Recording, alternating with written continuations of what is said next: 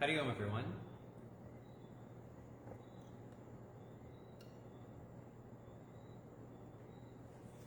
All right. We'll begin with some opening prayers.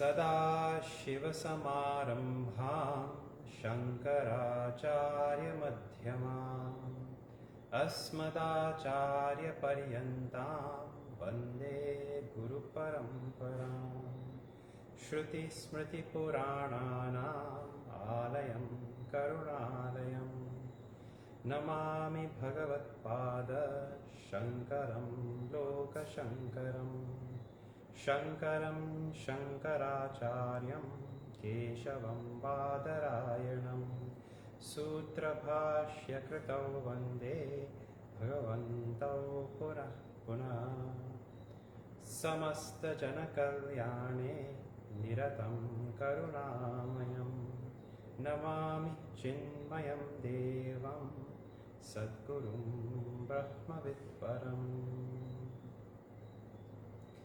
सद्गुरुं ब्रह्मविद्वरं कर्पूरगौरं करुणावतारं संसारसारं भुजगेन्द्रहारं सदा वसन्तं हृदयारविन्दे भवं भवानी सहितं नमामि भवं भवानी सहितं Namami. Warm welcome to everyone. Let us chant Sadhana Panchakam together, and then we will pick up from where we left off. Sadhana Panchakam, if you're joining us for the first time, is a text by Bhagavan Adi Shankaracharya, and you will be able to find it, I'm sure, online, a copy, so you can chant along with us.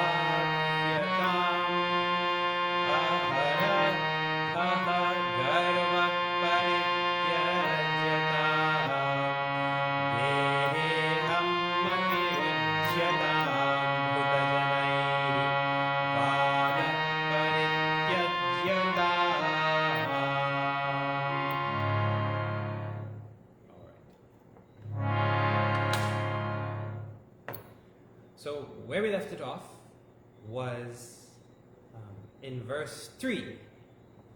This Sadhana Panchakam, made of 5 verses, contains steps in a sequential manner, in an organized layout for the way we can make our journey in spirituality. And it doesn't mean to say that if somebody is at the first step, it is not important to know about the later steps.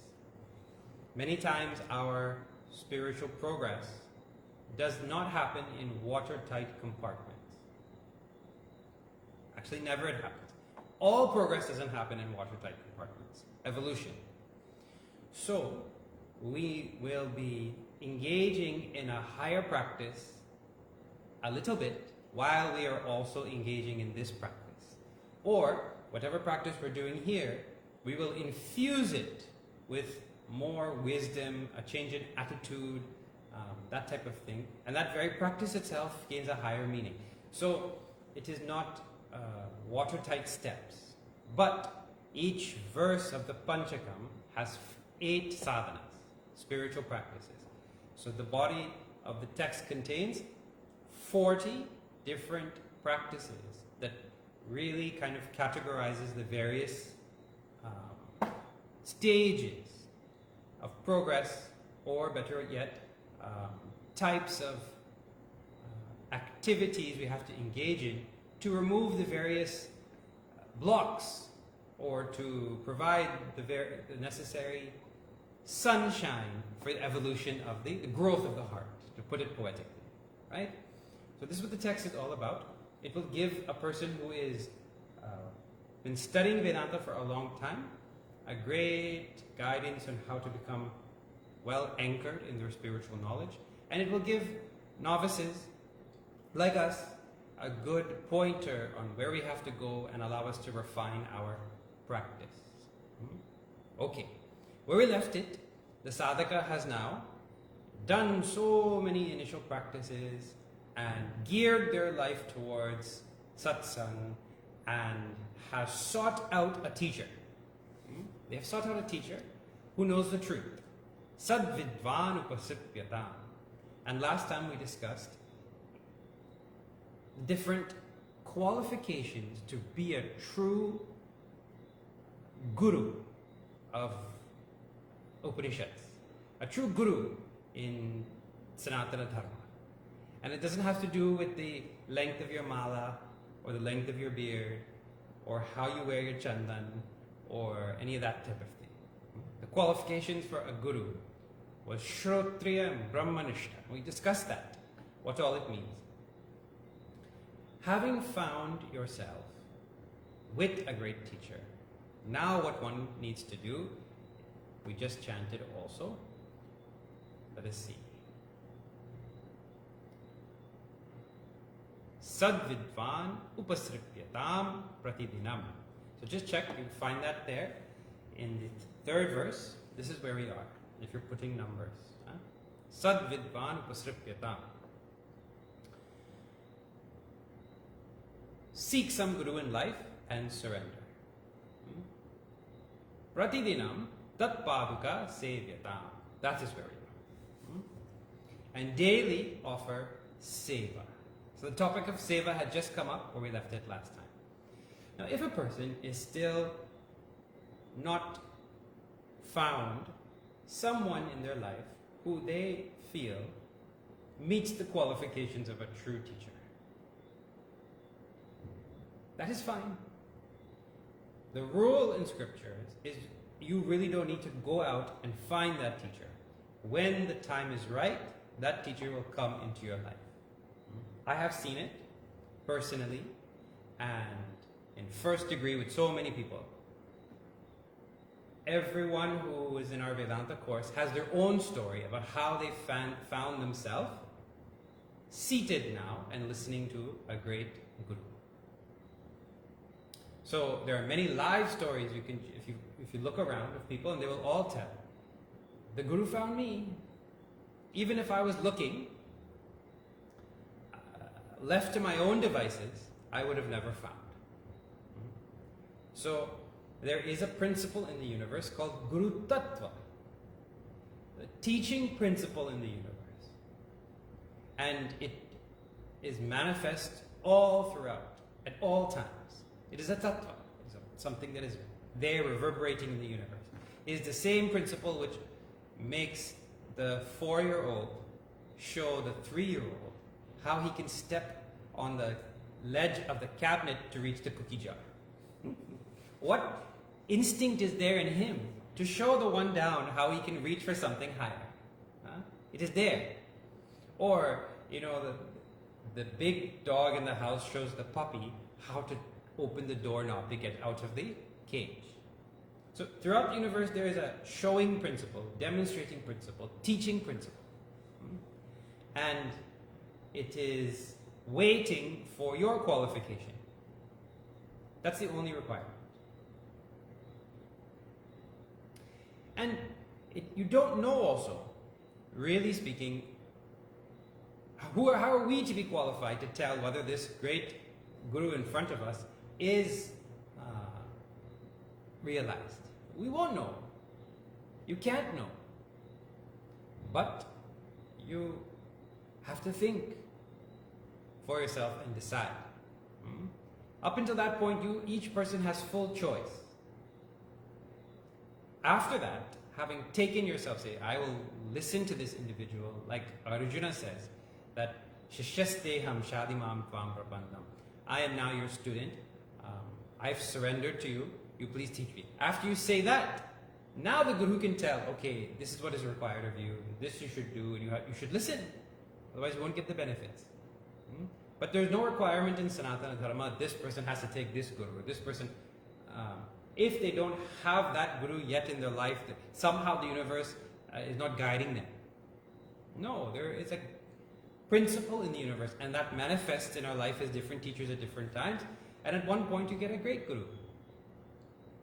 Whichever guide you have in your life now, in whichever place you are finding your wisdom now, out of gratitude, what is given next is daily to do service to the padukas of that Guru. So here now, we have to reflect on every word. First of all, daily. For someone who is, actually let's come back to that. First let us talk about seva. Before it'll be easier for me to explain why it is worth doing daily if we first know what is seva. Seva means, in one English word, loose translation, is service. Here the service is towards your Guru. And Bhagavan Adi Shankaracharya says, his padukas. So not the Guru you're serving. You're serving his slippers. So that means every brahmachari has to be equipped with a book bag and a can of polish. So you have to, because you have to serve the padukas, that means you have to go and polish. Maybe sand, maybe remake. Everybody should be good. Every good brahmachari has to know, or every good sadhaka has to know about wood making because they wear wood slippers. Or if they wear Crocs, you have to have a Crocs coupon or something like that. So that is clearly not the meaning. In Sanatana Dharma, the padukas of Sant Mahatma, of avatars like Bhagwan Sri Ram, they have great meaning. What is that? It's very simple and easy to understand. The padukas are what the Guru stands on. Right? Literally. He stands with them. Without that, he couldn't traverse. He stands, what you stand on, what you stand with, means what you stand for. Like that. If the Guru gets up and he's going to move in this world, he moves for what reason? Or for what reason would Gurudev, Swami Chinmayanandaji, have to get up and leave from the Himalayas? Those padukas are coming down, tuck, tuck, tuck, tuck, walk. In fact, maybe barefoot. Those, like Tapovanji Maharaj, who walked barefoot. So the Guru is moving. For what reason? So, for whatever that reason is, towards that end we should serve. Like that. So we left it with Eklavya. Dronacharya is not teaching Upanishads. He's teaching how to shoot. Which arrow to use, how to shoot multiple at a time, how to shoot from each hand, how to shoot blindfolded, how to shoot upside down, how to shoot riding on a horse, which mantra, this will counteract that one, how I can dodge this and fire back with this one, and all kind of things he's teaching. That's his teaching. So, now, suppose Eklavya says, I read Sadhana Panchakam, I should do seva. Let me go to some war-torn part of the world to start giving out vaccines, because that is called seva, that is service. Then my Guru will be very benefited by it. No benefit will be there. So if you're serving your source of spiritual, your fountain of spiritual refresh, then that should be towards the work of that Guru. In Eklavya's position, he was doing his seva remotely. His Guru wasn't even there. That shows something, that seva can be done remotely.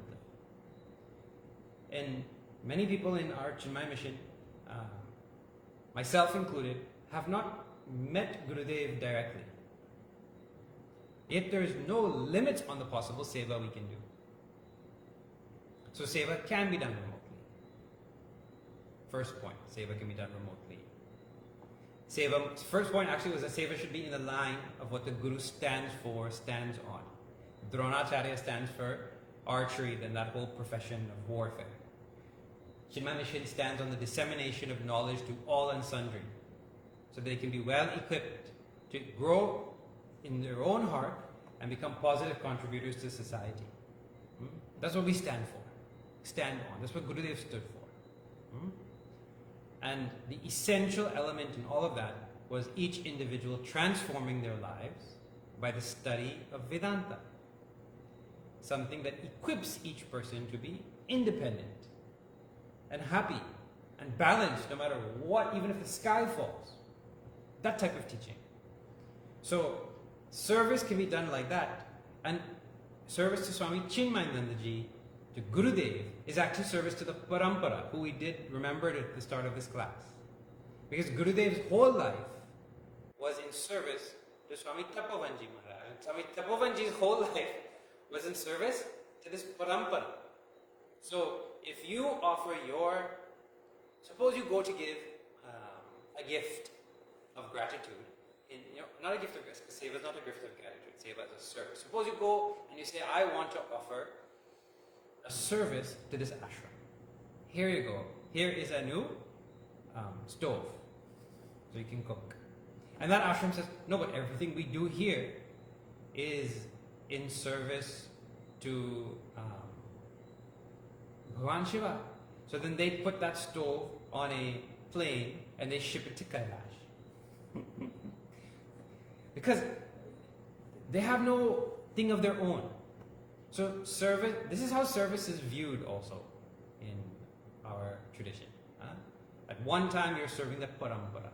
If you wanted to stand for what the great saints have always stood for, you can remotely, right where you are, do something in that regard. So just recently, Chinmaya Mission had 108 nights of Bhagavad Gita across the breadth of Guyana. And so many participants and organizations helped in that regard to spread that knowledge to more and more people. So that is all seva. So not necessarily teaching even, just being somebody who passes a flyer or attends and listens and then goes home and tells somebody in the house, hey, this thing is very interesting, I learned this. And then they'll call you a donkey and then that's how it goes. But you're part of the process. So seva can be done remotely. The next point about this also is that there is no measure of seva in terms of outer contribution to the world. That's how seva is measured. This has been so well imprinted on the mind of everybody who listens to Ramayana. Because we all keep in our heart, many people keep in their heart, the image of Ram holding the little chipmunk, and stroking his back. Nala, Nila, and the Vanaras and Hanumanji, they're putting huge boulders and mountains to build that bridge, right? And all the creatures want to help. All the aquatic creatures will also join in making the bridge. And the little chipmunk, he can only bring pebbles. And he can't bring the pebbles even with his 2 hands, because he has to walk on 4 legs, right? So he has to go with his fur and rustle there in the sand, and whatever gets in between the fur, that only he can contribute. He goes and he shakes it off his back. And he's going back and forth, dodging between the feet of Nala and Neela and all that kind of thing. But Bhagavan picks up that most insignificant physical contribution and recognizes it. And actually, Bhagavan has a power to make the smallest of contributions take the most significant place. We might just be making wicks, in the mandir for Deepavali. That's all we're doing. But Bhagavan has a way that the simple wick maker is put to the front, and his contribution becomes the linchpin in something. Bhagavan has that power. So we don't measure seva in any amount by the physical output. It is measured by the bhav. So what is seva bhav then? Seva bhav is wonderful. It means the attitude, feeling, understanding, emotion behind this service I want to render to my Guru. It is beautiful because it is simple. A sevak just has in their mind, I'm doing something for this great Guru. That is all. That's all they hold in their mind. And I guess part of the beauty of it is that is enough for the sevak. I don't need to know more than this is a contribution towards this great movement in the universe of whatever the master has in mind. The chipmunk doesn't say, before I make my contribution, can I see the blueprint? Can I see the feasibility study? And do you have the financial backing to execute this?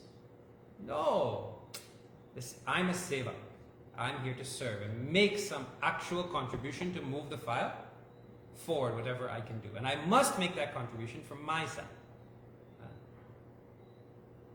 And I don't measure whether the chipmunk doesn't measure, okay, well, how close was my dust to Bhagwan Ram's feet? Was I just working on the periphery? Maybe nobody stepped on my dust also. Maybe it just became dust in the air. It didn't actually, he doesn't think about that also. So seva can be done remotely. Seva can be done for gurus and going up all the way back to saints and sages in the past. Seva is not measured by what we do, it's measured by our bhav. And why is it a sadhana? I mean, what does it offer us, that attitude and action on the spiritual path? Seva, there's a wonderful famous story of a student who came to meet a guru. And the guru, traditionally you'll find in all ashrams, in any setting where teaching is about to take place, first comes seva. And as you have seen here, find a guru, and then the first thing that is mentioned in the sadhana is seva, before questions and answers and all that kind of thing. So in this instance, the guru had a few cows, like less than 10. And he said, go and take these cows out to the ashram, way out where they have a pasture. And stay with them until they become 100, and then bring them back. I was thinking, I didn't get the answer. I don't know how long it takes for a new calf to be able to produce a next calf.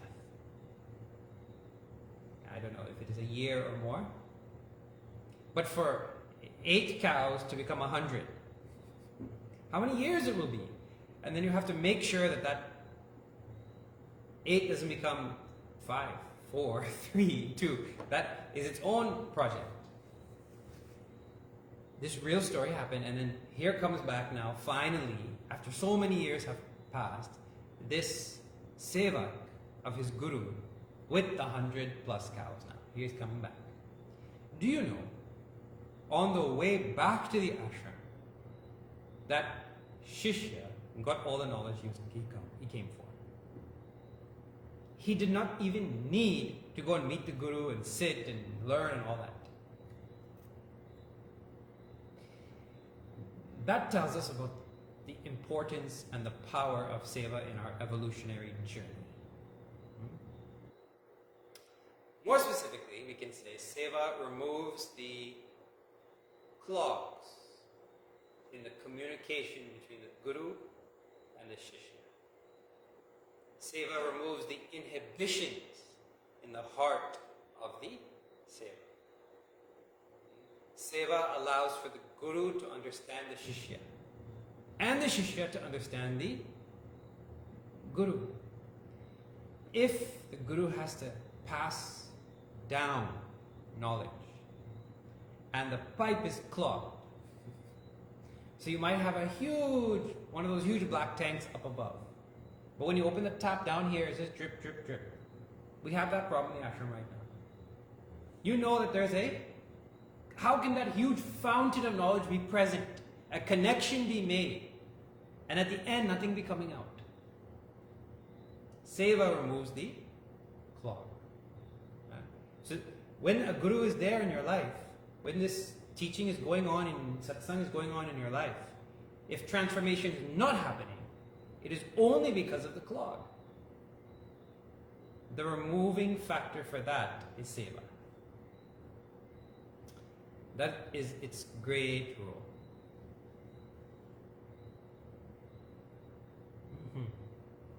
I have seen in my own life, and if you study, scriptures have so many stories. One famous one being of Dotakacharya. Who is he's at the back of the class intellectually. And then you can find great stuti written by the great Dotakacharya. All from the simplicity that comes with seva. You can go into it more and more and study. Why would my heart not be capable of becoming so simple just to be a seva? Right there is a claw. And so many things come up. Why do I have to take out the trash and you get to set the altar? All kinds of things come up in seva. Nobody even saw my seva. So many things come up in seva. But when we get to the other side of some of those things, there's no joy like being a seva. No freedom also. Right. So this is seva and its transformational effects. Then it should be done pratidin, daily. Why daily? As opposed to like once a week and all that type of thing.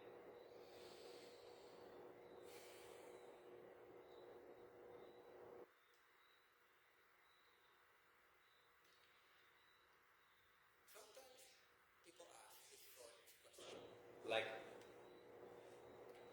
I'm in spirituality, but I just don't know how to apply it. Like that type of thing, right? But if you were to flip that question, and someone were to ask, I'm into what you call stock market, but I just don't know how to apply myself in the stock market. What will the answer be? I'm reading a few books here and there, but I just can't get myself really into this thing. I'm not making progress. If you want to be into that investing world, you have to live and breathe that thing, correct or not? And fall a few times, raise a few times. Suppose I want to be an entrepreneur, but I really don't know how to be an entrepreneur. Any entrepreneur who is listening to that is say, you're not an entrepreneur. Entrepreneur lives and breathes entrepreneurship. Correct? So if you're going to do seva, it is the same sort of thing. I'm doing a little seva, but I'm not really getting the benefits. Last year, I went for the seva day and I swept the yard and I came home. I don't feel any transformation. It doesn't work like that. So, part of seva is a continuous commitment to that thing. Endless. Daily gives a sense of it being regular, but daily also gives a sense of it being endless, which gives a sense of identity. Like a mother is endlessly a mother. Endless. It is always there. It's part of the identity. In the same way, that mother is also always a seva. Part of the identity. Pratidinam. Daily this seva is to be done. That sort of attitudinal and identity change prepares one for the next step. Brahmaika akshara martyatam is the next sadhana.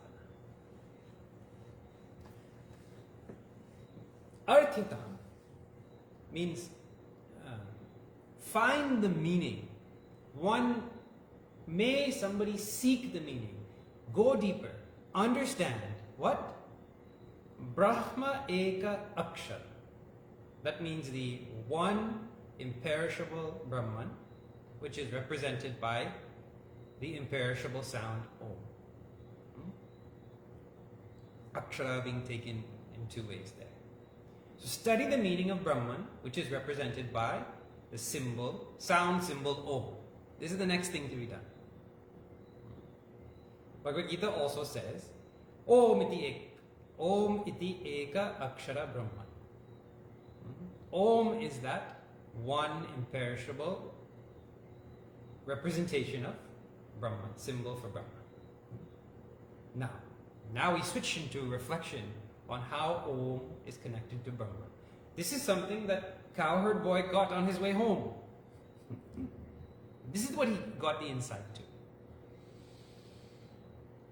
So, a little bit about Om. And this has become such common knowledge now that Om, the symbol Om, everybody knows, right, is made of three sounds, right? What are they? A, U, Ma. You've heard that before, right? And then some people ask, but no, Om is made of two sounds, O and M.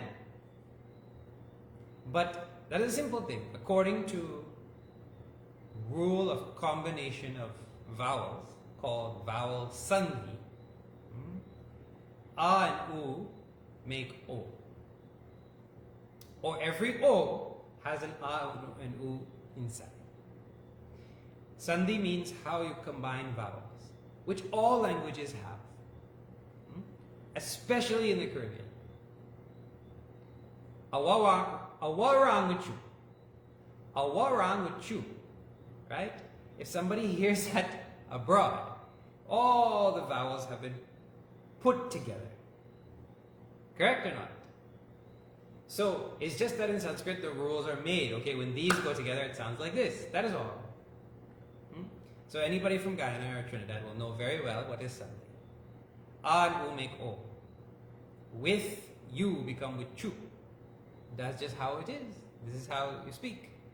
A and U make O. Right. So now you have Om, A, U, Ma represents Brahman. Brahman being the stuff out of which this whole universe has been made. Living and inert. Oh, okay. Really? There's another sound beside Brahman that represents Brahman? Because you already have Brahman.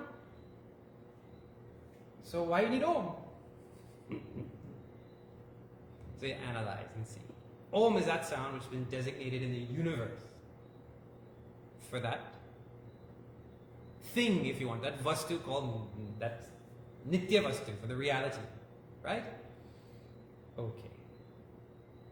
The way the rishis explain. Now you see this, and this is a little bit deeper thing now. We've gone from seva, bhakti before that, now to something a little deeper. This universe, which you see all around around us, including ourselves, including our family members, including our favorite things, have all been fashioned in the universe, right? They weren't there 100 years ago, 200 years ago, right? Things have mixed and come together, and now here are all the things I like. So they've been fashioned. So they were not there before, and they're here now. We don't say that they were totally non-existent before, and then they appeared by magic a la peanut butter sandwich, like on Sesame Street, right? No, we say that things went from one condition, where they were not seen, into a new condition when they're seen. Like for a seed is a condition where you can't see the tree. But if you give it enough time and you plant it and give it warmth, moisture, and air, it will. Soil, warmth, moisture, and air, it will become a tree. In the same way, this whole universe is following the same rule. So there is a time when the universe is not manifest.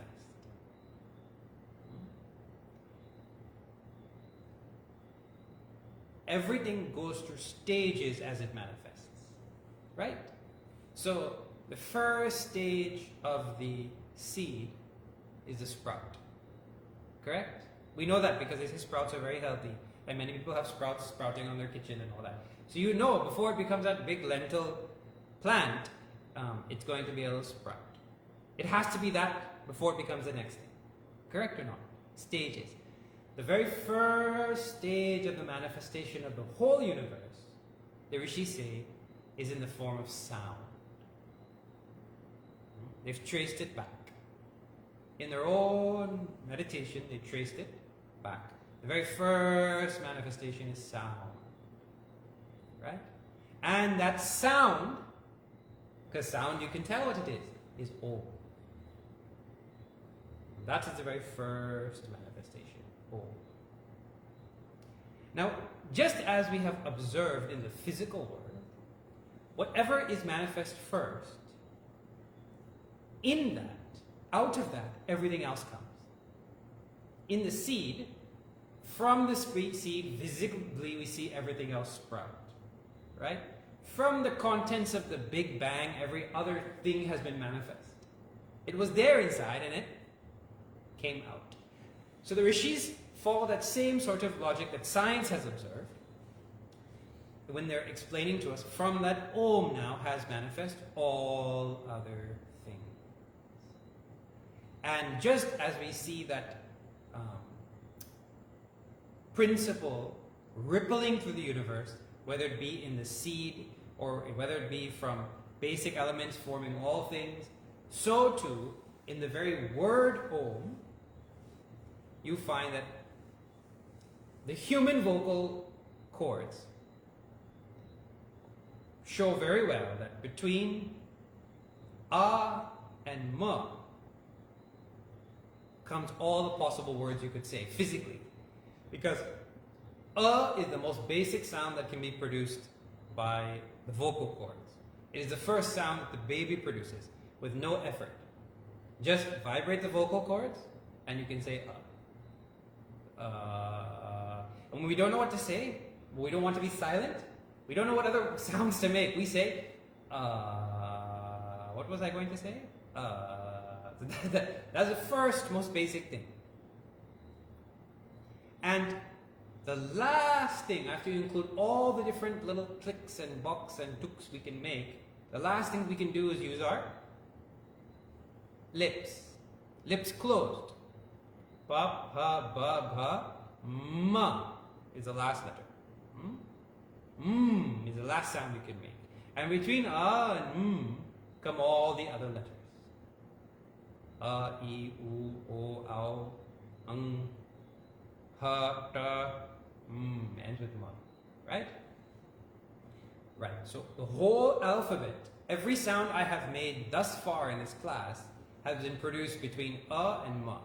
If you trace the physicality of my voice like that. I mean my whole speaking apparatus. Right. Okay.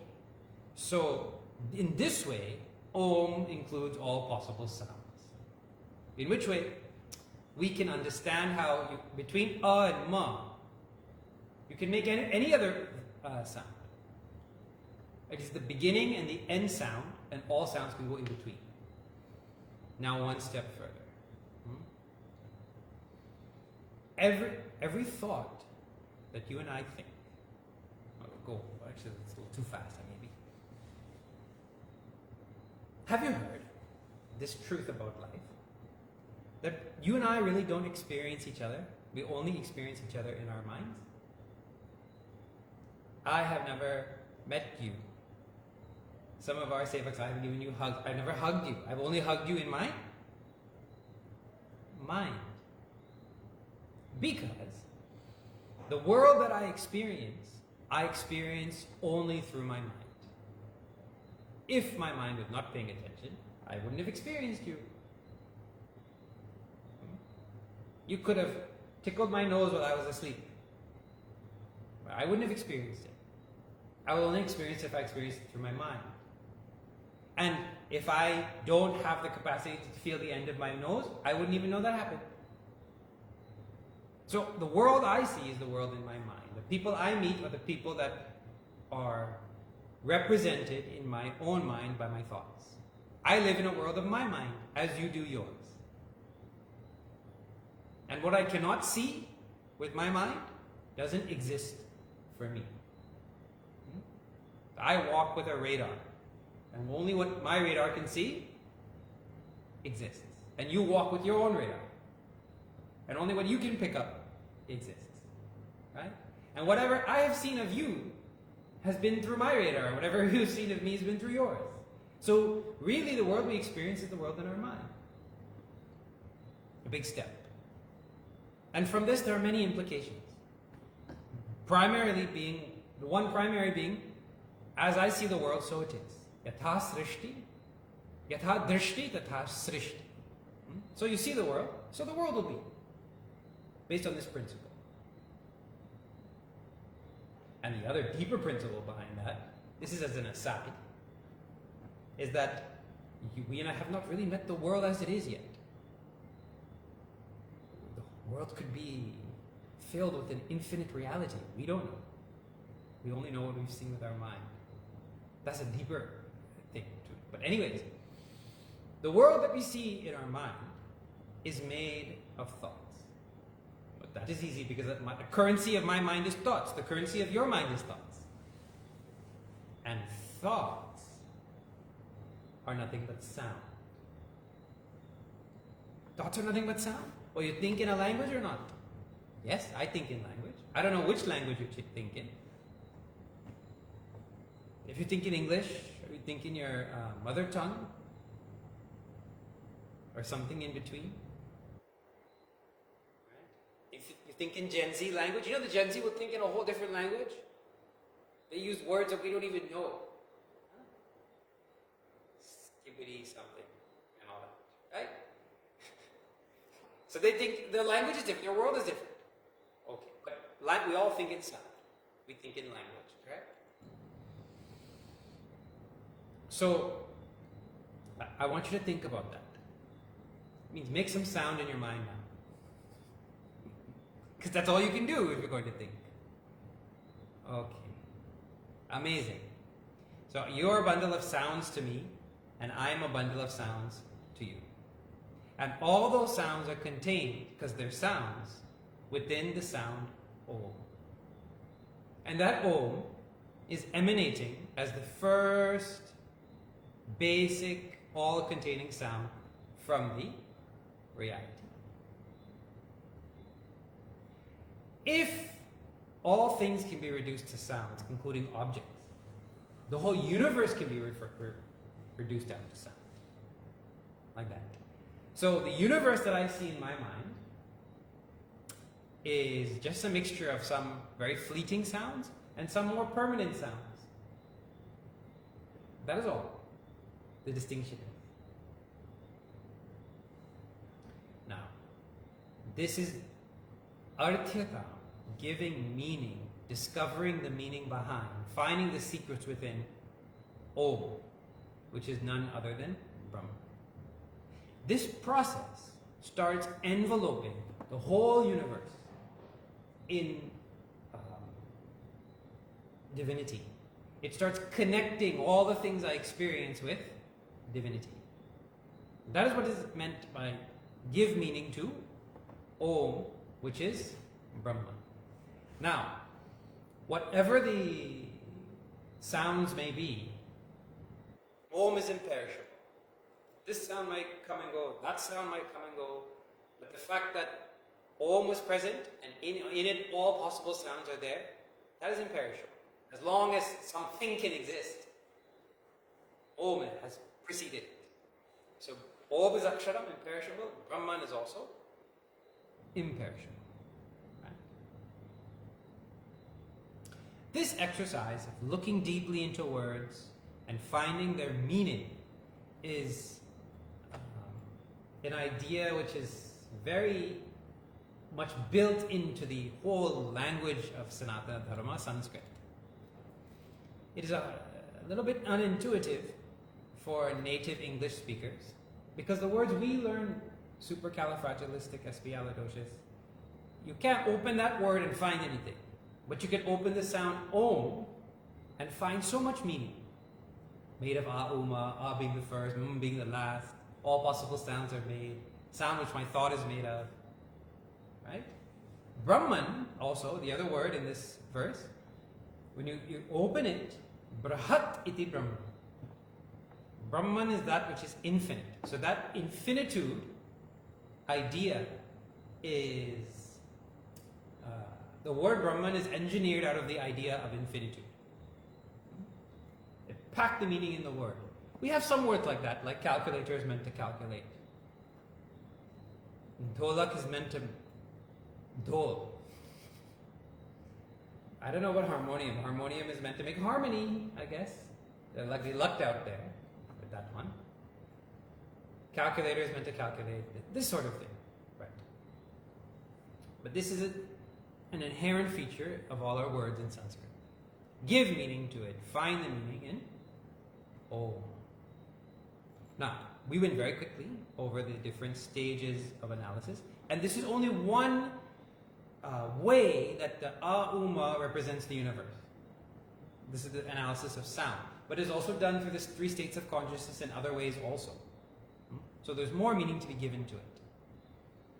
But just the main thing to take away here is that at one stage in my spiritual evolution, I will spend time resolving all things into the basic, fundamental material.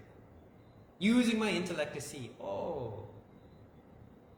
and we were introduced to the idea that my mind plays a great role in my perception of the world. Specifically my thoughts. Like that. And from Brahman, which is still and silent, you can get sound. And once you can do that, you can make anything. Tremendous. Many people in modern day life don't like to sit with silence. They like sound to always be going on. Especially if you grow up in any major town, city or town. When you go out to a rural village and you don't hear anything but frogs and whistling birds and grasshoppers, you feel a little uneasy. It is a wonderful sadhana to be silent enough to hear what is going on in our mind. It is a practice that will serve us on our whole journey. Because as we're getting a tip now, we're getting a pre-tip for what is coming in the future. A trailer of great epics to be told later on. And that is, in the silence that I am, the whole universe exists. And it dances, and it is alive, and it is nourished, and everything is possible, not a dead silence. From that quiet, alive, endless, cheerful silence, anything can be made. And it is often seen in our day-to-day life, in a quiet moment, where we're not seeking anything. Maybe just holding one sound, like I'm curious, I wonder, I love, something like that. Some new idea comes. Breakthroughs happen. Correct or not? And nobody will describe such a silence as scary or boring. It's the source of everything. In fact, in our greatest moments of ecstasy, we don't want to hear too much. We just want to be in that moment of aliveness. So these are all experiential pointers that give us an insight into what is going on in our own mind. Give meaning to the Om and the Brahman silence from which it comes. Then, having reflected on that, Shruti Shiraha Vakyam Samakarta. Next. Listen. Karnyata means listen. May he or she listen. Having done this, because the whole Sadhana Panchakam is written in this mood. May he or she listen to the head statements of the Shruti. Head statements of the Shruti. Shruti Shiraha. Yes. What is the head of the scriptures? The head is the most important limb, we're talking metaphorically. There's no head in the scriptures if you look for it. But the most important limb in the scriptures is the head. Because this is the bright limb, if you want to say, of the body. Somebody said, no. I saw the other day a man whose belly was quite ahead of him. It was his brightest limb was his belly, far ahead of him. So don't say the head is the brightest limb. Anyways, you may debate that, but the head of the scriptures, the most important limb of all the scriptures we have, will be the Upanishads. That is well known. And in the Upanishads, so this first meaning is, now you go and sit and listen to the Upanishads. In the Upanishads, the head statement is called Mahavakya, which is easy. That just means the great statement. So listen to the Mahavakya of the Upanishads like that. Okay. Then, the exercise here is one of listening. This is the sadhana. And I just want to mention, it doesn't say karnyatam, it says sama a karnyatam. So two emphases are put in front. If you could put exclamation, listen. Means listen, samyak, listen very well. And aw, you can listen continuously. You have all been listening here today. Now you think and tell me, have you been listening well? From your faces it seems you're listening very well. What does listening well require? You know how to listen for a moment now. Stop listening well. Just as an exercise, please just don't listen well for a minute. And I'll continue. Some meanings of listening well might be being attentive. Some meanings of listening well might be being focused. Some meanings of listening well might be being open-minded. Some meanings of listening well might be, not being distracted. Okay, enough of that. So you know the meaning inherently, right? But it comes in life, and this is the same activity you have to do all day. You have to do this with your spouse, you have to do this with your children, you have to do this with your employees, you have to do this with your boss, you have to do this with people on the bus, on the train, listening, right? Has anybody ever told you you're not listening well? You're not paying attention to me? You're not catching what I'm saying? You're not hearing me? You're thinking your own thing, you're not saying what I'm saying. You're not listening, hearing what I'm saying. This is the sadhana. Listening is a tremendous sadhana, right? And besides the normal things of not trying to do two things at one time, one of the key elements in scriptural listening or daily listening is having an open mind. Well, what does it mean? Open-mindedness as opposed to closed-mindedness. Closed-mindedness means what? I have already fixed my thought of you. And I have a bias, I have a prejudice, I have an outcome that I'm seeking. That is a tremendous way we close ourselves off. I'm trying to go somewhere through this listening, try to get some answer through this. All of that is considered making my listening more and more and more narrow. Many times, people might be telling you what you asked, but really they're trying to tell you something else. We don't hear that because we're not listening for that. Listening. I'm going to open my mind and listen in an unbiased way. Recently, I heard a wonderful way this was put into words. When we listen to somebody with wonder and curiosity and not seeking any answer, that is good listening. That is the type of thing a child has when they see a caterpillar or a butterfly. They wonder, what is this thing? And they have some curiosity about it. But they're not seeking an answer about the caterpillar. They're not trying to get full marks.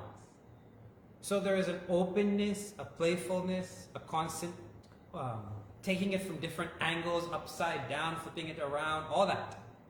And in that, they unearth and harvest a tremendous amount of learning.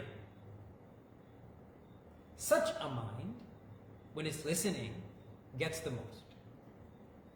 I wonder, I'm curious, but I'm not seeking any answer per se. What are you doing then if you're not seeking an answer? Well, I'm receiving. I'm listening. Listening means receiving. Whatever is being said, I'm receptive. I'm taking in. I'm accepting something that's being given. So when you're accepting, you can't tell what you're going to get. Like a box of chocolates. You get what you get. So a tremendous openness is required. And a person who's talking, when they realize they're giving you cherry-filled chocolate and you don't like cherry-filled chocolate, then they hold back. And then things break. So this mood of the mind to be open and ready for what you're saying is tremendous.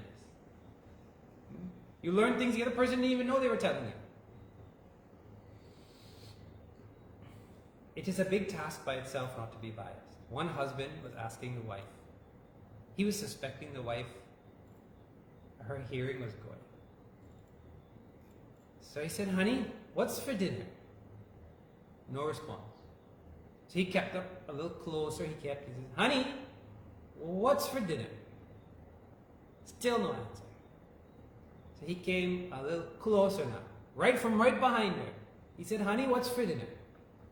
Then she said, oh, what's wrong with you? For the third time I'm telling you, it's bora and rice for dinner. Means he had a bias that her hearing was, right? But it's a big task not to have bias and to be open. I could have this whole thing upside down. Like that. Being receptive to all possible possibilities. So that type of mind, which doesn't have, oh, what will this man tell me? What would this lady say? Well, what does he know? What is she? Why are they speaking in that language? They can't teach me anything. That kind of closed mind, we won't be able to listen to Mahavakya and catch the meaning. Because what is going to be told is actually going to flip everything on its head. So what is going to be told, we'll find out next week. Time has elapsed. All right. Let us say closing prayer. Om Purnamada Purnamidam Purnat Purnamudachyate Purnasya Purnamadaya Purnameva Vashishyate. Om Shanti Shanti Shanti. Harihi Om Shri Gurubhyo Namah. Harihi Om Shri Sadgurunath Maharaj Ki Jai.